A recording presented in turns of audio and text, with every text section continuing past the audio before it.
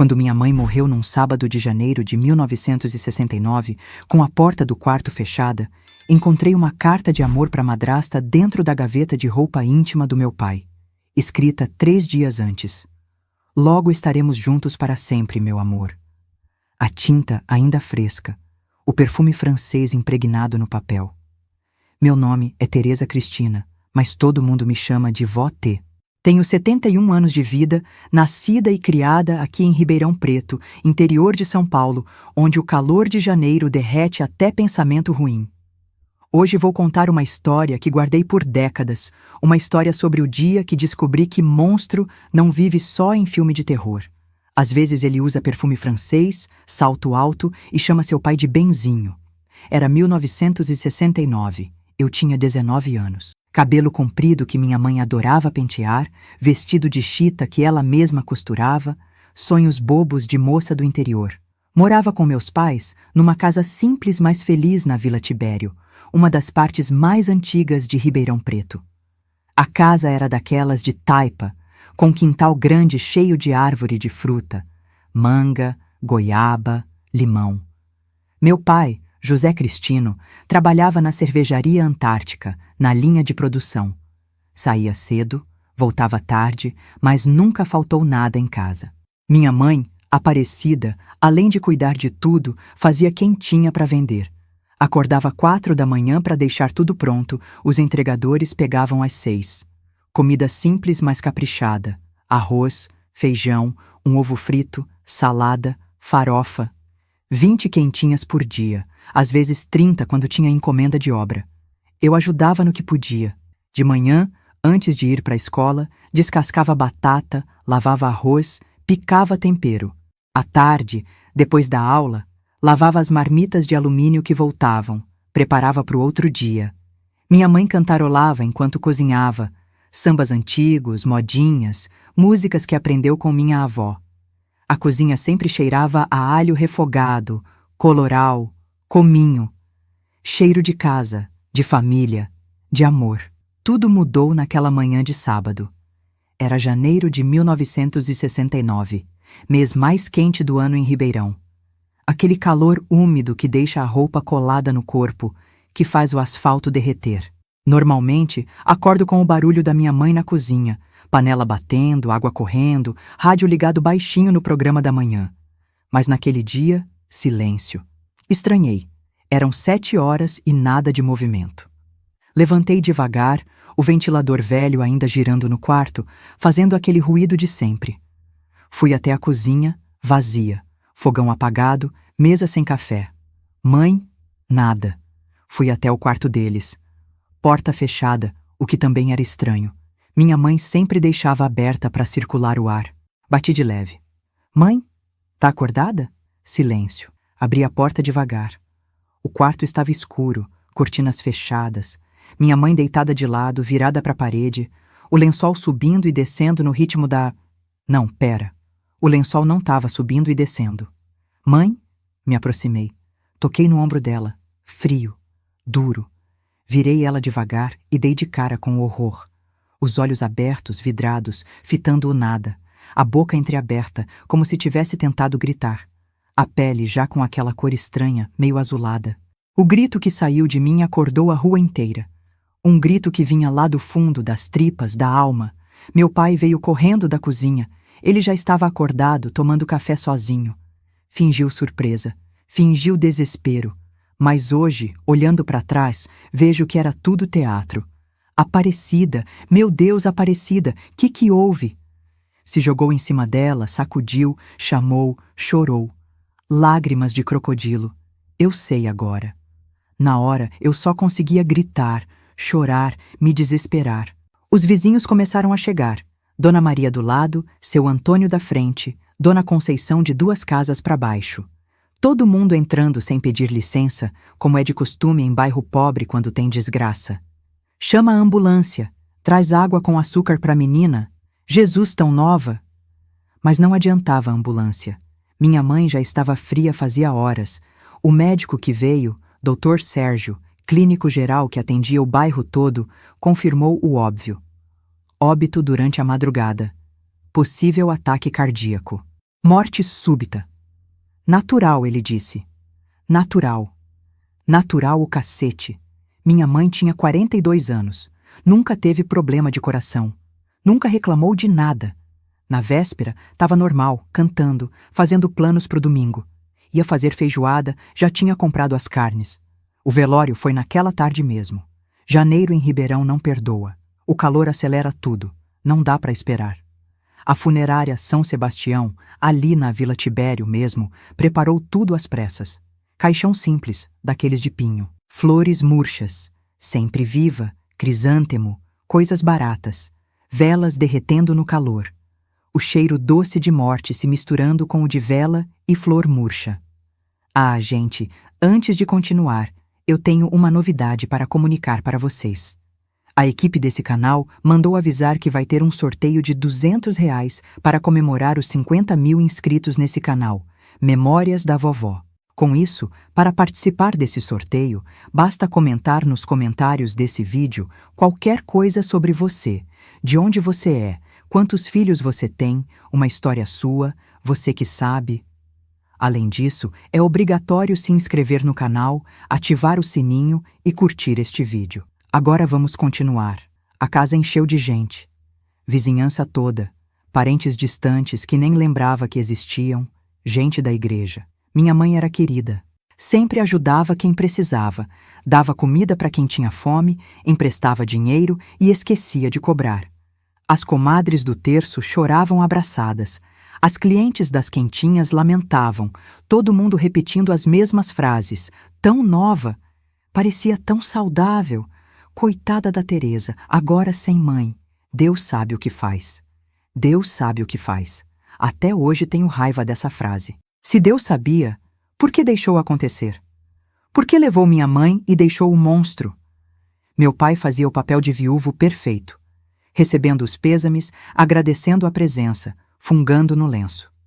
De vez em quando olhava para mim com cara de preocupação fingida. Teresa, filha, vai descansar um pouco. Come alguma coisa, minha filha. Quer água? Café? Solicitude demais. Carinho demais. Devia ter desconfiado ali mesmo. Meu pai nunca foi de muito chamego. Gostava de mim, claro, mas do jeito dele, distante, prático. Homem daquele tempo não era de abraço e beijo. Foi no meio daquela confusão de gente e choro que eu vi ela pela primeira vez. Uma mulher diferente. Alta, magra, mas não mirrada. Magra e elegante. Vestido preto de tecido bom. Não era chita nem algodão barato. Salto alto, bolsa de couro, óculos escuros mesmo dentro de casa.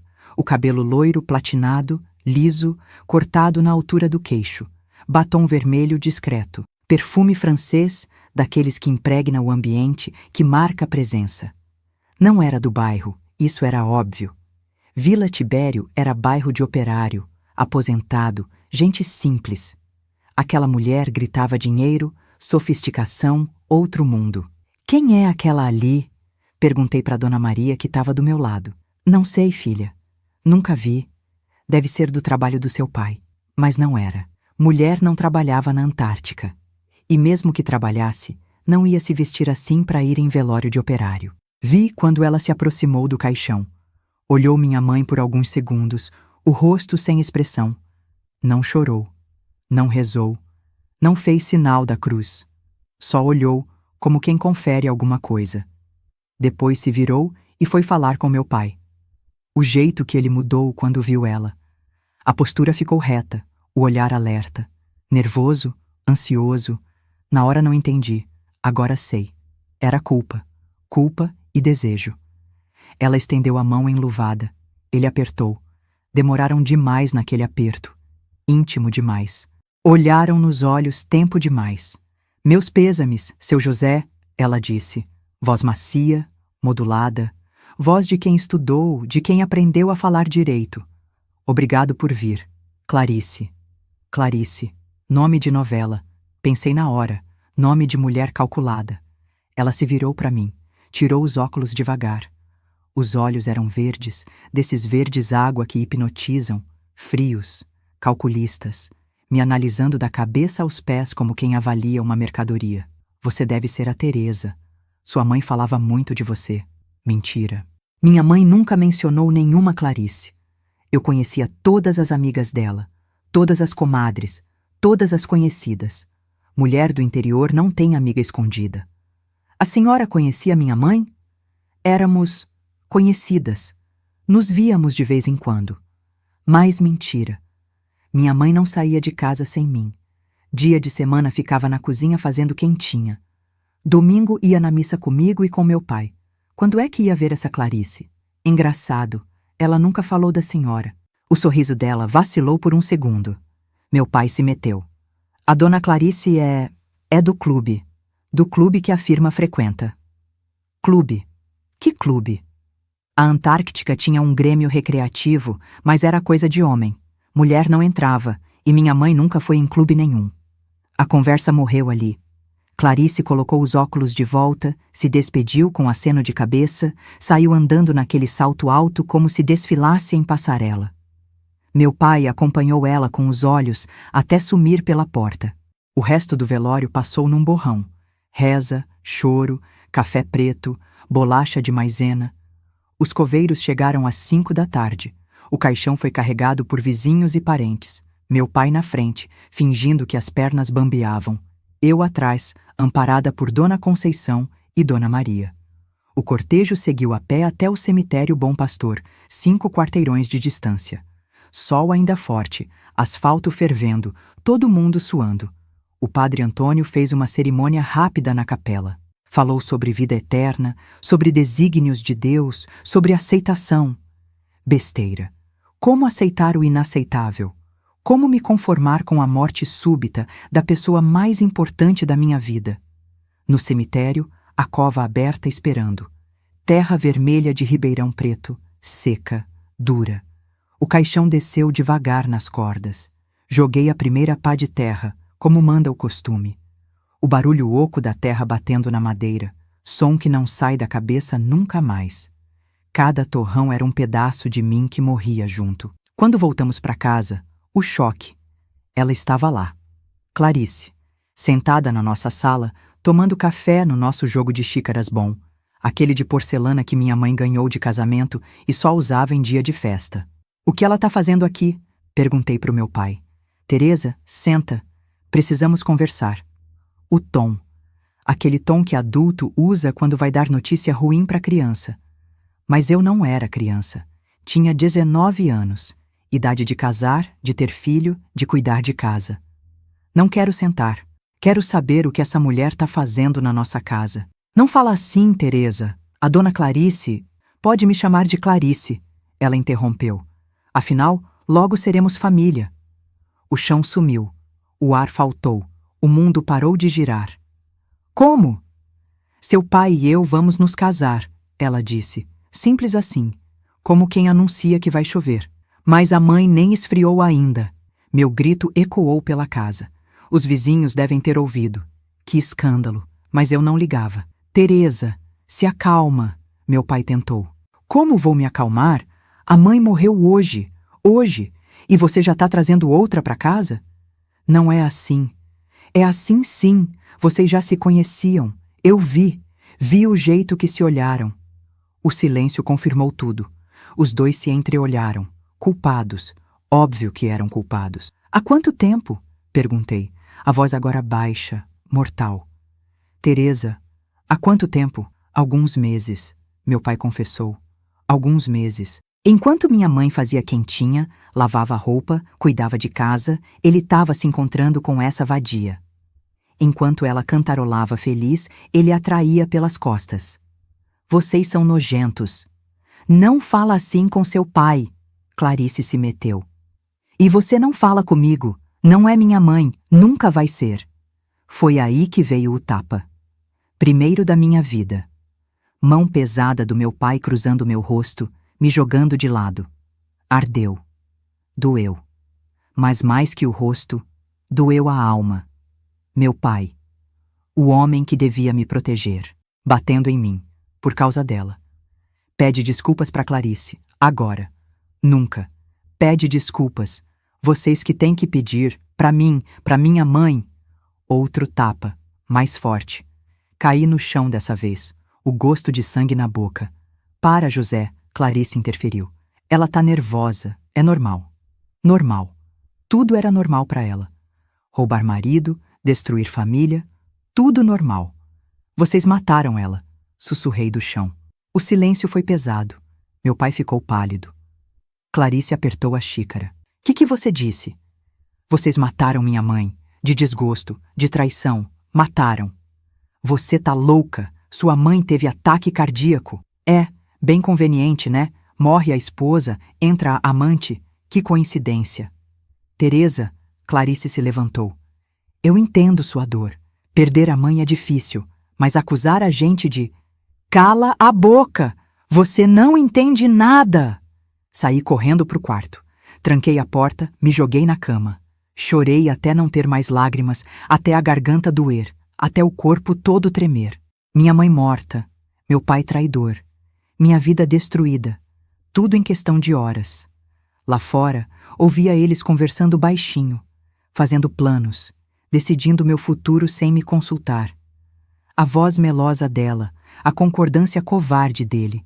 Foi ali, naquele quarto, com o gosto de sangue na boca e o rosto ardendo do tapa, que decidi. Ia descobrir a verdade sobre a morte da minha mãe. Custasse o que custasse, demorasse o tempo que demorasse, porque no fundo, bem no fundo, eu sabia. Aquilo não foi morte natural, foi assassinato. Os primeiros dias depois do enterro foram um inferno disfarçado de normalidade. Clarice se mudou para nossa casa no mesmo dia, trouxe malas e mais malas de roupa, caixas de sapato, produtos de beleza que ocuparam o banheiro todo. O cheiro do perfume francês dela tomou conta da casa, expulsando o cheiro de café e alho refogado que era a marca da minha mãe. Fevereiro de 1969 começou com ela assumindo o comando de tudo. Logo na primeira manhã, acordei com barulho de móveis sendo arrastados. Corri para a sala e encontrei 2 homens tirando o sofá velho que minha mãe adorava. Que tá acontecendo aqui? Ah, Teresa, bom dia! Clarice apareceu, toda arrumada às 7 da manhã. Tô fazendo umas mudanças. Essa casa precisa de modernização. Esse sofá era da minha mãe. Era, passado. Agora vamos ter móveis novos, modernos. Olha só. Apontou para a porta, onde outros homens traziam um sofá de couro branco. Branco. Em casa de gente pobre, com quintal de terra. Ia durar 1 semana. Não pode fazer isso. Posso e vou. Seu pai concordou. Aliás, onde ele tá? Foi trabalhar. Ah, sim. Homem trabalhador, seu pai. Por isso merece casa bonita. A indireta era clara. Minha mãe não dava casa bonita para ele. Engoli a raiva e fui pro quarto.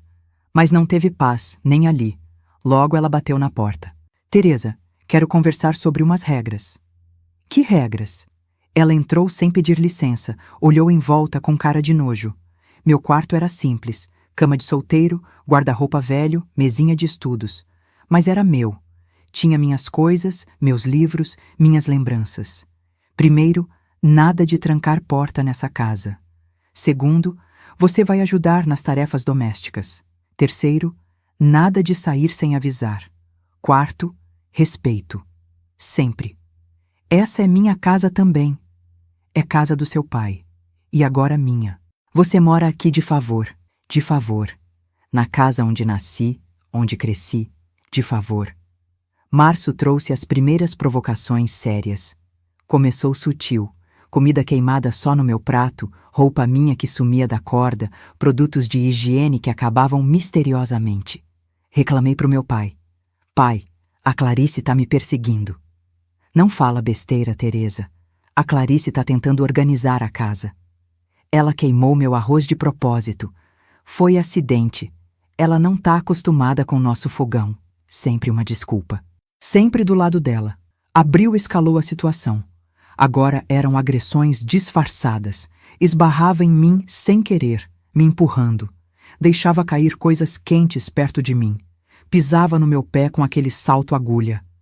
Ai, desculpa, sou tão desastrada. Teatro. Puro teatro.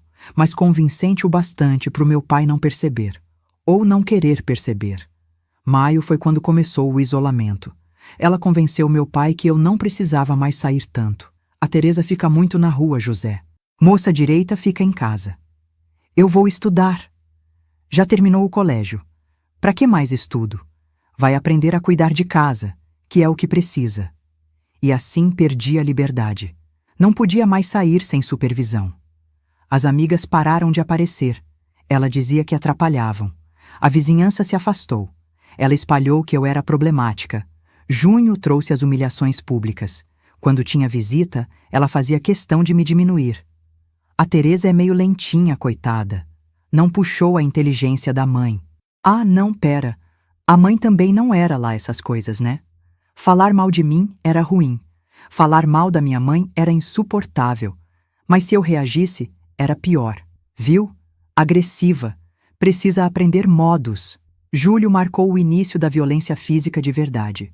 Foi num domingo, meu pai tinha saído para jogar dominó no bar. Eu estava lavando louça quando ela apareceu na cozinha. Lava direito, tá tudo engordurado. Tá limpo? Tá não. Olha aqui. Pegou um prato, passou o dedo, mostrou. Não tinha nada, mas ela fez cara de nojo. Porca. Igual sua mãe. Foi a gota d'água. Virei para ela, o sangue fervendo. Não fala da minha mãe. Falo o que quiser. Aliás, sabe por que seu pai me escolheu? Porque sou tudo que ela não era. Bonita, educada, limpa. Cala a boca! Ergui a mão. Nem sei se ia bater ou só gesticular. Não deu tempo. Ela foi mais rápida. Pegou a colher de pau que estava na pia e me acertou no braço. Forte. Doeu tanto que gritei. Nunca mais levanta a mão para mim, ouviu? Nunca! Segurei o braço dolorido. Lágrimas nos olhos. Ela chegou mais perto, o rosto a centímetros do meu. Sua mãe morreu. Eu tô viva. Eu ganhei. Aceita. Agosto trouxe a escalada da crueldade. Agora ela batia regularmente, sempre quando meu pai não tava. Sempre em lugares que não marcavam muito. Barriga, costas, coxas. Usava o que tivesse à mão. Colher de pau, chinelo, cinto. Se contar pro seu pai, vai ser pior. Vou dizer que você é mentirosa, problemática. Quem ele vai acreditar? Eu sabia a resposta. Tentei contar mesmo assim. Pai, a Clarice me bateu. Bateu? Como assim? Com a colher de pau. Olha meu braço. Mostrei o roxo. Ele olhou, franziu a testa. Clarice? José? A Teresa caiu na cozinha. Eu avisei para ter cuidado com o chão molhado. Não foi isso. Ela me bateu. Teresa, para de inventar história. Pede desculpas para Clarice. Mas pai, pede desculpas. Pedi. Com ódio no coração, mas pedi. Ela sorriu vitoriosa. Setembro intensificou tudo. As surras ficaram piores. Descobri que apanhar calada doía menos. Quanto mais eu gritava, mais ela batia. Aprendi a morder o lábio, apertar os olhos, aguentar. Assim é melhor. Ninguém gosta de escândalo. Outubro chegou com nova forma de tortura. Comida. Ela passou a controlar o que eu comia. Servia menos comida, escondia os doces, trancava a despensa. Você tá gorda. Precisa emagrecer. Homem não gosta de mulher gorda. Eu não tava gorda. Nunca fui. Mas comecei a emagrecer de verdade, de nervoso, de tristeza, de fome mesmo. Novembro trouxe o terror psicológico. Ela entrava no meu quarto de noite, ficava parada do lado da cama, me olhando dormir. Eu acordava assustada. Ela ali, sorrindo no escuro, só checando se tá tudo bem. Dorme, dorme. Mas como dormir com aquela bruxa me vigiando? Foi em dezembro que aconteceu o pior. Véspera de Natal, meu pai tinha saído para comprar bebida para ceia. A casa enfeitada, mesa posta. Ela tinha convidado umas amigas, mulheres ricas, metidas, que olhavam nossa casa com desprezo mal disfarçado. Eu estava na cozinha preparando as coisas, quando ouvi elas conversando na sala. Coitada de você, Clarice. Ter que cuidar da filha dos outros. Pois é. E ainda por cima uma menina problemática dessas. Problemática como? Ai, nem te conto. Agressiva, mentirosa. Acho que puxou o pai. O homem bebia, batia na mulher. Menti. Meu pai nunca bebeu, nunca bateu na minha mãe. Mas eu, boba, não aguentei ouvir. Mentirosa! Entrei na sala gritando. As mulheres se assustaram. Clarice fingiu surpresa. Teresa, que escândalo é esse? Você tá mentindo. Meu pai nunca bateu na minha mãe. Ah, não? Então por que ela vivia roxa? Para de mentir. Foi aí que ela se levantou, calma. Pegou a bolsa, tirou algo de dentro. Uma foto. Mostrou para as amigas primeiro, depois para mim. Era minha mãe, com o rosto inchado, olho roxo. Foto que eu nunca tinha visto. Isso é... sua mãe, depois de uma das surras do seu pai. Eu ajudei ela, coitada. Por isso viramos amigas. Mentira. Tudo mentira. Mas a foto era real. Como? Ela caiu, tentei explicar. Lembro desse dia, ela escorregou no banheiro. Ai, querida, toda mulher espancada fala isso. Caí, escorreguei, bati na porta. As amigas balançavam a cabeça compadecidas. Me olhavam com pena, acreditavam nela. Você é uma víbora. Não vi quando ela pegou a vassoura. Tava encostada no canto da sala, daquelas antigas, cabo de madeira grosso. O primeiro golpe pegou nas minhas costas. Não fala assim comigo. Tentei correr, mas ela foi mais rápida. O segundo golpe acertou minhas pernas, me derrubou. Pirralha mal agradecida! As amigas gritaram, mas não interferiram. Ficaram ali, assistindo o show. A vassoura descia nas minhas costas, braços, onde eu tentava me proteger. Eu cuido de você, dou casa, comida. Cada palavra, uma pancada. Eu gritava, me contorcia, tentava escapar, mas ela tinha força de demônio. Se não fosse por mim, estava na rua. A madeira estalou de tanto bater. Uma das pancadas pegou na minha cabeça. Vi estrelas, gosto de sangue na boca. Clarice, chega! Uma das amigas finalmente falou. Ela precisa aprender. Mas parou. Eu estava no chão, encolhida, sangrando, as costas em fogo, a cabeça latejando. Ela largou a vassoura quebrada do lado. Levanta. Vai pro seu quarto e limpa esse sangue antes do seu pai chegar. Me arrastei até o quarto. Tranquei a porta, desabei na cama. O corpo todo doía. Sangue escorrendo do corte na cabeça, manchando o travesseiro. Mas pior que a dor física era a humilhação. Apanhar na frente das visitas, ser exposta daquele jeito. E ninguém fazer nada. Meu pai chegou horas depois, bateu na porta. Teresa, por que tá trancada aí? Tô passando mal. A Clarice disse que você fez escândalo na frente das amigas dela. Ela me bateu, pai, com a vassoura. Silêncio. Ela disse que você tentou agredir ela, que teve que se defender.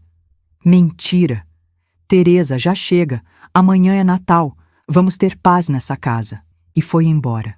Me deixou ali, sangrando, dolorida, sozinha. Passei a noite acordada, o corpo latejando, a cabeça zunindo. Mas pior era o coração.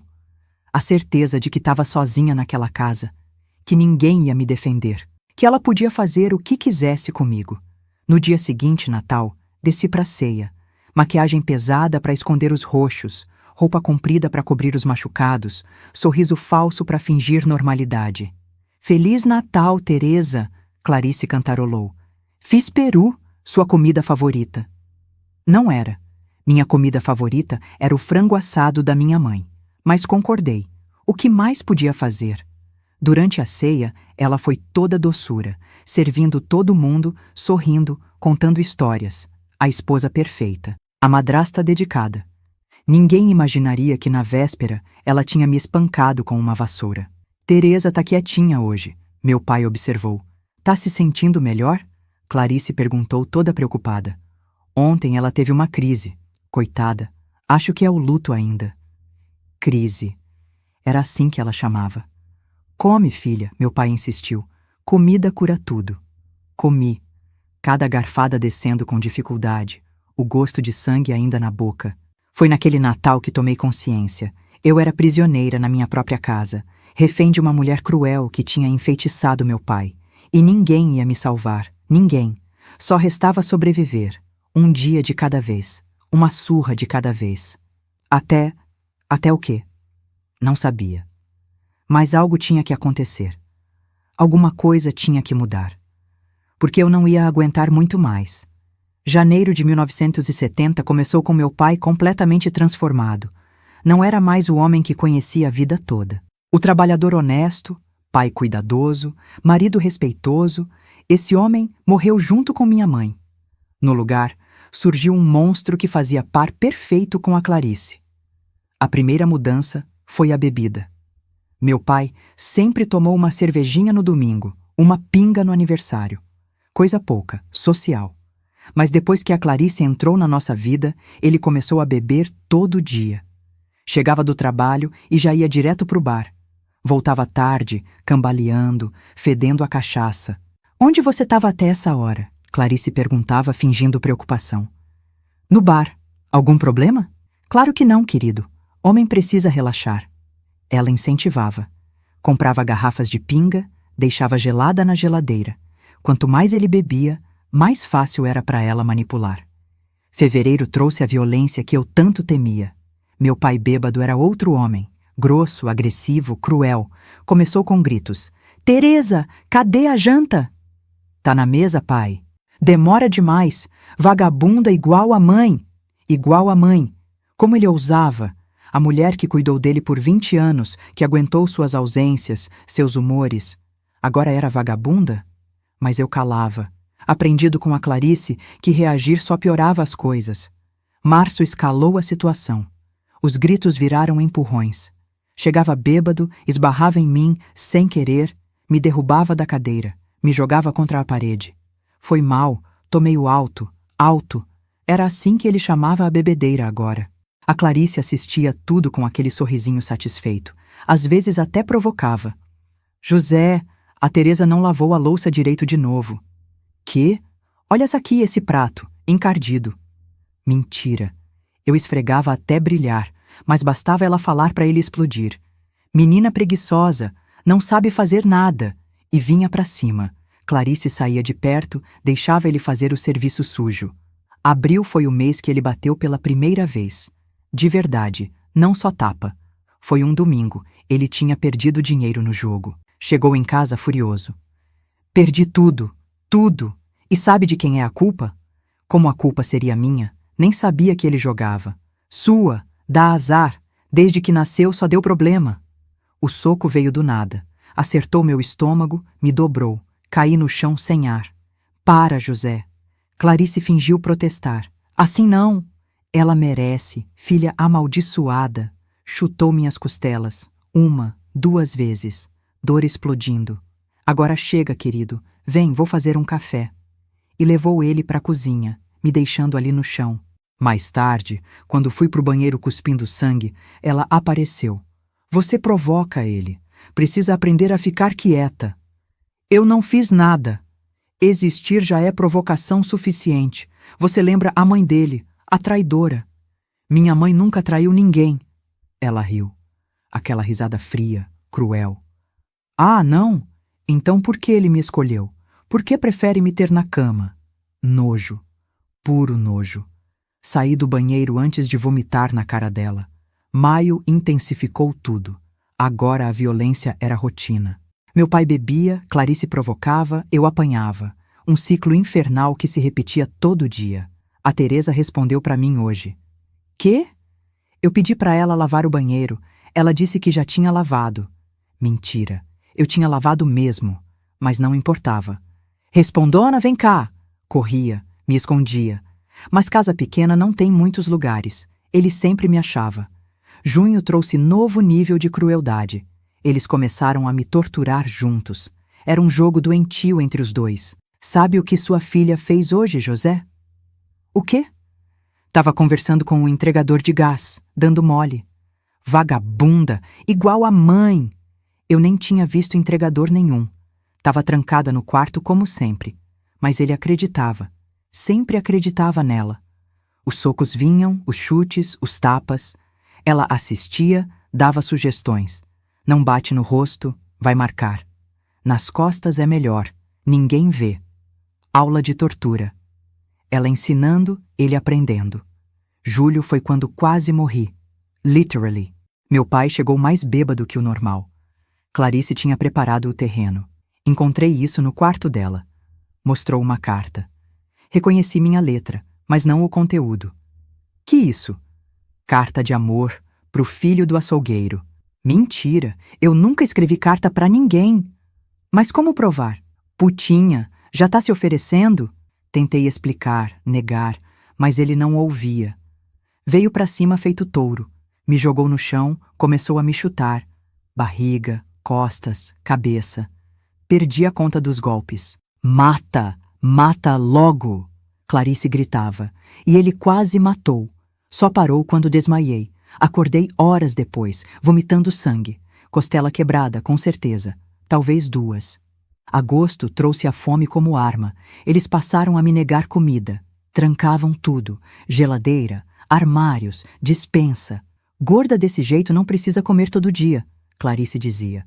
Eu já tinha emagrecido uns 15 quilos. Tava pele e osso. Mas para eles, eu ainda era gorda. Engordou igual a mãe, por isso que ela morreu. Coração não aguentou. Mentira cruel. Minha mãe não era gorda. Era forte, saudável. Até aquela manhã maldita. Setembro marcou novo tipo de tortura. Isolamento total. Pregaram tábuas na janela do meu quarto. Trancavam a porta por fora. Eu ficava dias sem ver luz do sol.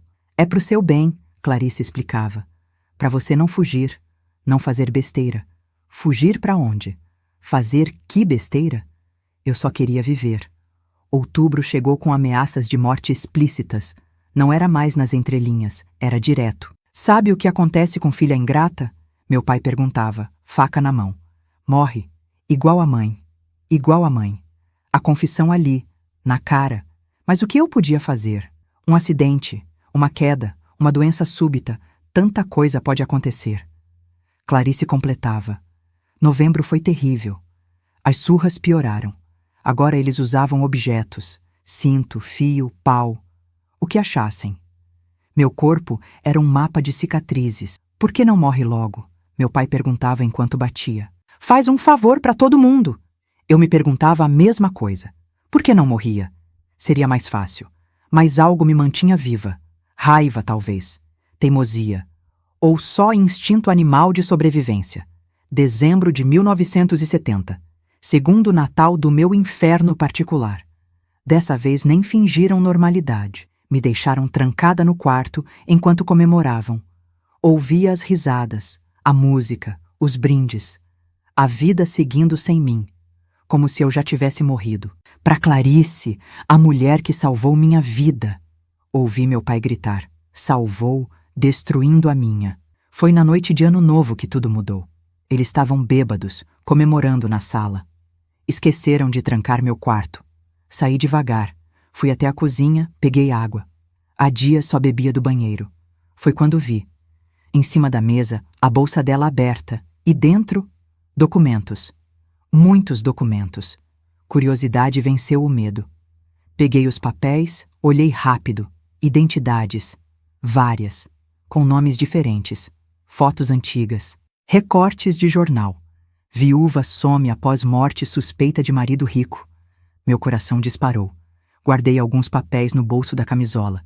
Evidências, provas, de que exatamente eu não sabia, mas sentia que era importante. Que você tá fazendo aí?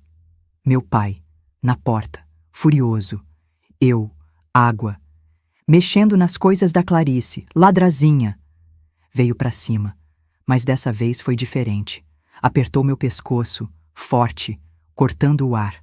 Melhor acabar logo com isso. Pontos pretos na vista, pulmões queimando. Ia morrer. Ali, agora. José, para! Clarice apareceu. Não aqui, os vizinhos vão ouvir. Ele me largou. Caí tossindo, engasgando. Leva ela pro quarto. Amanhã a gente resolve. Resolver. Matar. Era isso que eles planejavam. Me arrastaram pro quarto. Trancaram. Mas eu tinha os papéis, as provas, e tinha certeza, se não fugisse logo, morreria. O relógio marcava meia-noite. 1971 começando. O ano da minha morte ou da minha libertação. Não dormi. Fiquei acordada, planejando. Como fugir? Para onde ir? Com que dinheiro? De manhã ouvi eles discutindo. Tem que ser natural, Clarice dizia. Como foi com a mãe? Demora muito. Prefiro fazer logo. Não seja burro. Quer ir preso? Ninguém vai ligar para ela. Sempre ligam. Tem que ter cuidado. Então, era isso. Estavam decidindo como me matar, natural como minha mãe, veneno provavelmente, ou violento, fingir acidente. O desespero me deu forças. Comecei a cavar com as unhas na parede, madeira velha, úmida. Talvez conseguisse fazer buraco. Horas cavando, dedos sangrando, mas a madeira cedendo. Quando fizeram um buraco suficiente para passar a mão, alcancei o trinco por fora. Abri devagar. Casa silenciosa. Eram 3 da tarde. Ele no trabalho. Ela cochilando na sala. Era agora ou nunca. Peguei os documentos que tinha escondido. Saí na ponta dos pés. Coração disparado. A porta da frente. Tão perto, tão longe. 3 passos. 2, 1. Aonde pensa que vai? Gelei. Me virei devagar. Clarice, acordada, me encarando. Volta. Agora. Não. A palavra saiu antes que pudesse pensar. Pequena, mas definitiva. Não? Não volto. Cansei. Vocês querem me matar? Mata, mas não volto. Ela se levantou. Veio na minha direção, mas eu fui mais rápida. Abri a porta, saí correndo. Volta aqui, Teresa. Corri. Descalça, camisola rasgada, cabelo desgrenhado. Devia parecer louca, mas livre. Pela primeira vez em 2 anos. Livre. Não sabia para onde ir. Não tinha ninguém. Mas qualquer lugar era melhor que aquela casa. Qualquer destino melhor que a morte. A vizinha, Dona Conceição, estava varrendo a calçada. Me viu, assustou. Teresa, meu Deus, que aconteceu? Me ajuda, por favor.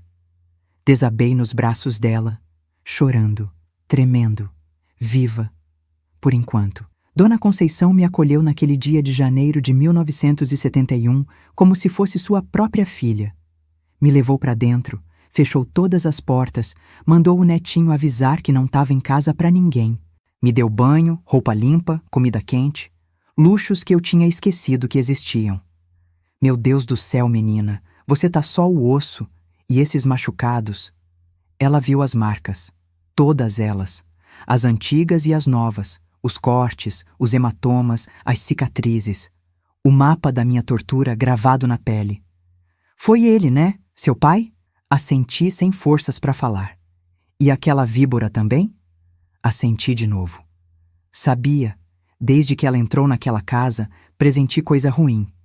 Sua mãe morreu muito estranha. Foi aí que lembrei. Os documentos. Ainda estava com eles, amassados no bolso da camisola. Dona Conceição, achei uma coisa, na bolsa dela. Mostrei os papéis, identidades falsas, recortes de jornal. Ela examinou com atenção, os olhos arregalando a cada descoberta. Jesus Maria, essa mulher é uma criminosa. A senhora acha que ela matou sua mãe? Filha, depois do que tô vendo aqui, não duvido de nada. Passamos a tarde toda examinando os documentos. Eram 3 identidades diferentes, todas com foto da Clarice. Os recortes de jornal falavam de mortes suspeitas, viúvas desaparecidas, heranças questionáveis, um padrão claro emergindo. Precisamos ir na polícia, Dona Conceição decidiu. Não, eles não vão acreditar. Meu pai vai me buscar, vai me matar. Calma, vamos pensar direito. Primeiro você precisa ficar segura. Ela me escondeu na casa dela por 3 dias. Mas era perigoso. Meu pai e Clarice procuravam por toda parte. Batiam nas portas, ameaçavam, faziam escândalo. Sabemos que ela tá aí. Eu sou o pai, tenho direito. A menina é doente, precisa de tratamento. Mentiras, mas convincentes o bastante para a vizinhança começar a pressionar Dona Conceição. O homem é o pai, tem que entregar. Não pode separar família assim. E se ela tiver fugido mesmo? Adolescente rebelde, foi quando Dona Conceição tomou uma decisão arriscada. Teresa, você não pode ficar aqui, mas tenho uma irmã em São Carlos, a Márcia. Ela pode te acolher. São Carlos. Longe o suficiente para ganhar tempo, para pensar no que fazer. A fuga foi planejada cuidadosamente. De madrugada, quando meu pai estava bêbado e Clarice dormindo. Ônibus das 5 da manhã. Passagem comprada com nome falso. Mas antes de ir, Dona Conceição fez algo crucial. Vou voltar na sua casa, procurar mais provas. Não, É perigoso. Eles saíram. Vi seu pai indo pro bar, ela foi no mercado. Tenho tempo. Esperei angustiada. Meia hora. 1 hora. Quando ela voltou, trazia uma sacola. Achei, Teresa. Achei coisa que você nem imagina. Era uma caixa de sapato, escondida no fundo falso do guarda-roupa. Dentro, o tesouro mais terrível. Um caderno de anotações. Letra da Clarice. A primeira página já era reveladora. Uma lista de nomes, datas, valores. João Batista, Campinas, 1963, envenenamento, 200 mil. Pedro Santos, Sorocaba, 1965, afogamento, 350 mil. Carlos Lima, Jundiaí, 1968, overdose, 500 mil. José Cristino, Ribeirão Preto, 1970, pendente, 750 mil. Meu pai, na lista, com valor marcado. Ela planeja matar ele também, sussurrei. Depois de transferir tudo pro nome dela, Dona Conceição completou. Mas tinha mais. Folheando o caderno, encontramos anotações sobre métodos. Doses de veneno, formas de simular acidentes, como falsificar documentos.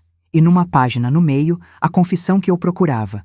A Cristino, eliminada conforme planejado, digitálicos no café. José acredita em infarto, casamento em 30 dias, transferência de bens em 6 meses. Eliminação do J em 1 ano. A. Cristino. Aparecida. Cristino. Minha mãe. Ali estava, preto no branco, a confissão do assassinato. Meu Deus, Dona Conceição murmurou. Precisamos proteger seu pai também. Proteger? O homem que me torturou? Mas ela tinha razão. Apesar de tudo, não queria ele morto. Não assim. Tirei foto de tudo com uma câmera velha que Dona Conceição tinha. Provas, evidências, munição. A viagem para São Carlos foi tensa. 6 horas de estrada, pulando de susto a cada parada. Achando que iam aparecer, me arrastar de volta. Dona Márcia me recebeu sem fazer perguntas. Mulher boa, viúva, morava sozinha numa casinha simples. Me deu quarto, comida, segurança. Mas eu não conseguia descansar. As provas queimavam na minha consciência. Precisava fazer algo. Foi em março que a oportunidade apareceu. Li no jornal sobre uma delegacia especializada em crimes contra mulheres que tinha aberto em São Paulo. Coisa nova, experimental. Preciso ir lá, decidi. É perigoso, Márcia advertiu. Mais perigoso é deixar ela solta. Fui. Levei tudo. Documentos, fotos, caderno. A delegada, a doutora Helena, era jovem, séria, diferente dos policiais brutamontes que conhecia. Ela examinou tudo cuidadosamente. Fez perguntas. Muitas perguntas. Não me julgou, não duvidou, acreditou. Isso é muito sério. Estamos falando de assassinatos em série. A senhora vai fazer alguma coisa? Vou, mas preciso de mais. Depoimentos, testemunhas, provas periciais. Meu pai nunca vai testemunhar contra ela. Talvez não precise.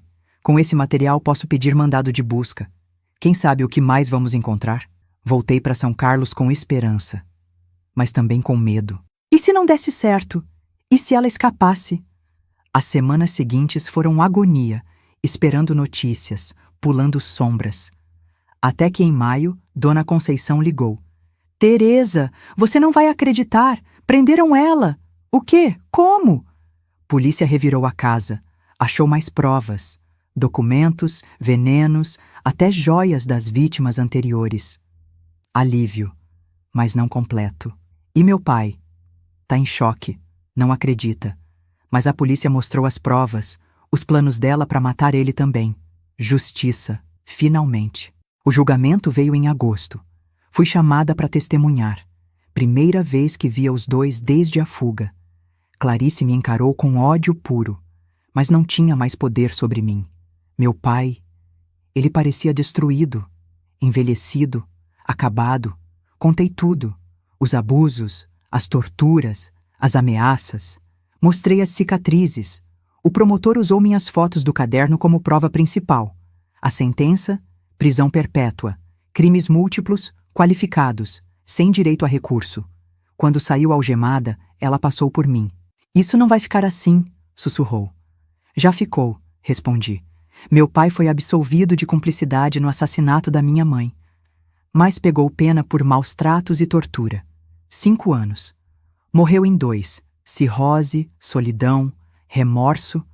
Não fui no enterro. Não consegui perdoar. Não completamente. Em setembro, recebi carta da doutora Helena. A investigação revelou mais vítimas da Clarice. 7 maridos mortos ao total. Eu tinha ajudado a parar uma serial killer.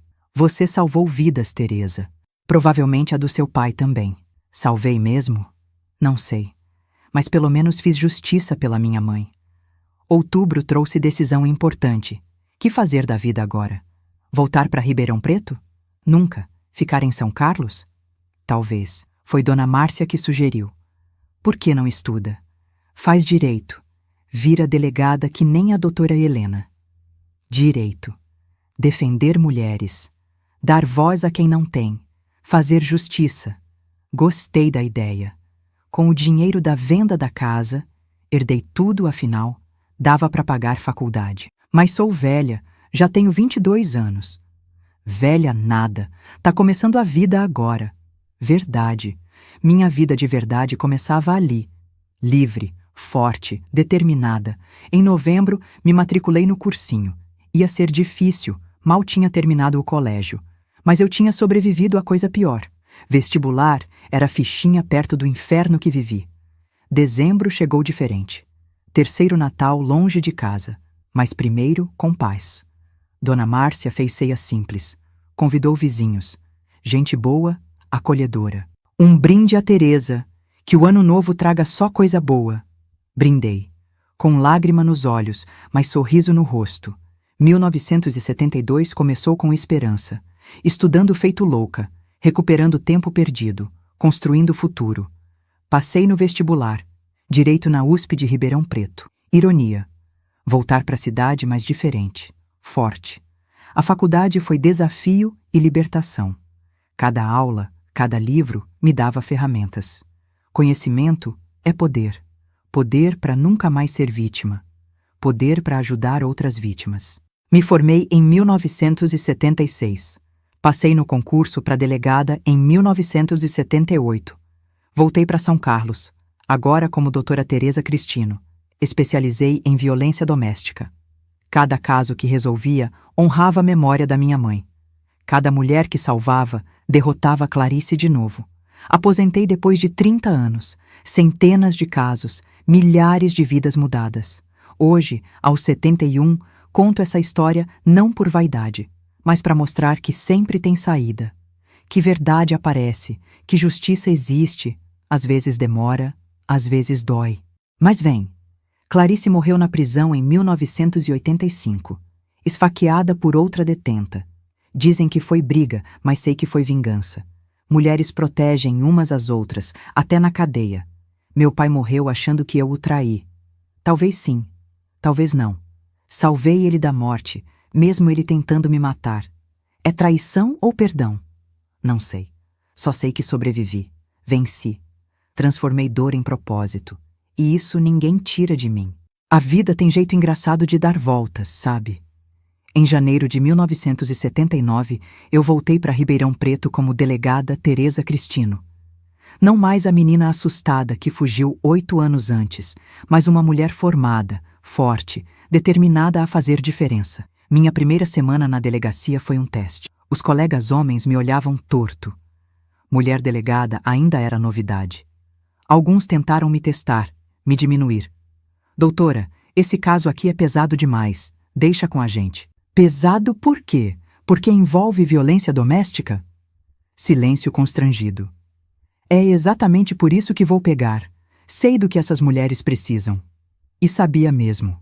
Cada caso que chegava na minha mesa era como olhar num espelho do passado.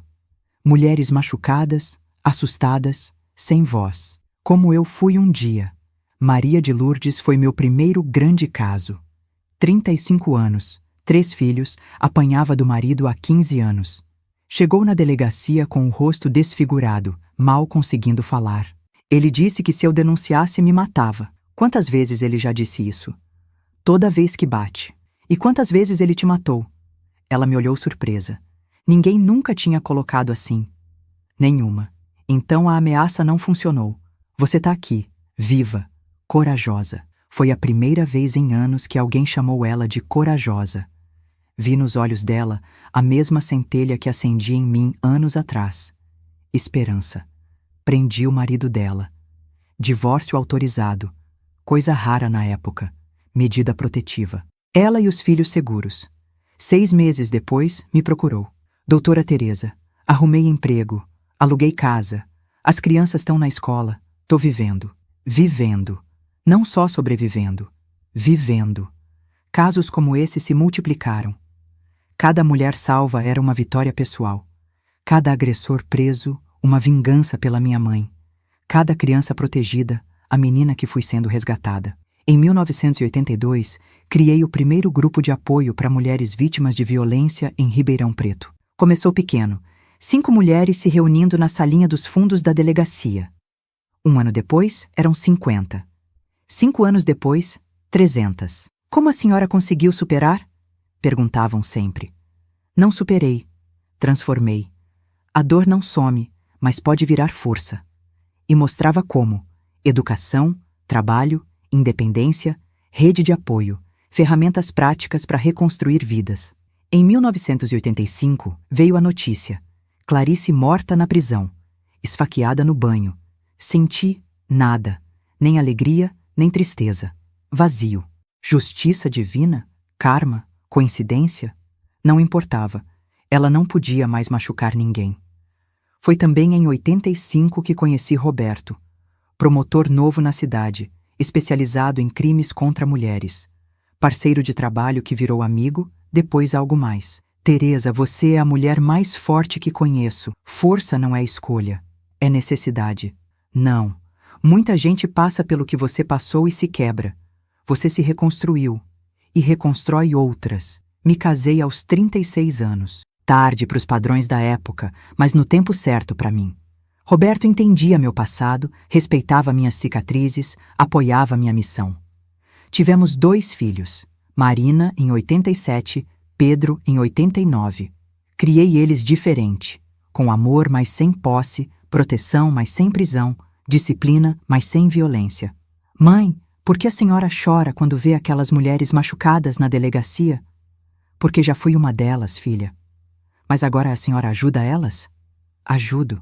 É por isso que viramos fortes, para ajudar quem ainda está fraco. Os anos passaram voando.